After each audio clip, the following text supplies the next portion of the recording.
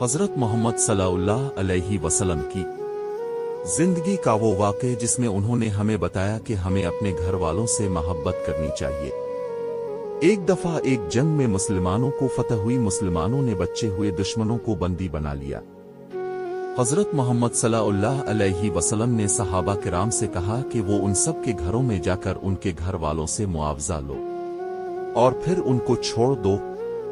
सहाबा किराम ने उनके घरों में जाकर मुआवजा लेना शुरू कर दिया। उन घरों में से एक घर हज़रत मोहम्मद सल्लल्लाहु अलैहि वसल्लम की बहन का भी था, जो कि हलीमा सदिया की बेटी थी। सहाबा किराम उनके घर गए और मुआवजा मांगा, और जब उन्होंने हज़रत मोहम्मद सल्लल्लाहु अलैहि वसल्लम की बात की तो जवाब में उन्होंने कहा कि वो मेरे भाई हैं।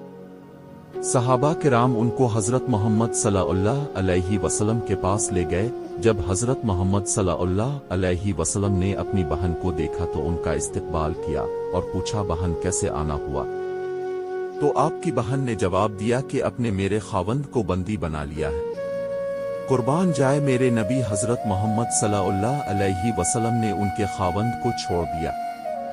हमारे प्यारे नबी हज़रत मोहम्मद सल्लल्लाहु अलैहि वसल्लम की ये अदा देखकर उनकी बहन और उनका सारा कबीला अब पर ईमान ले आए। अगर आपको ये बात पसंद आई हो तो वीडियो को लाइक करें और चैनल को सब्सक्राइब करें।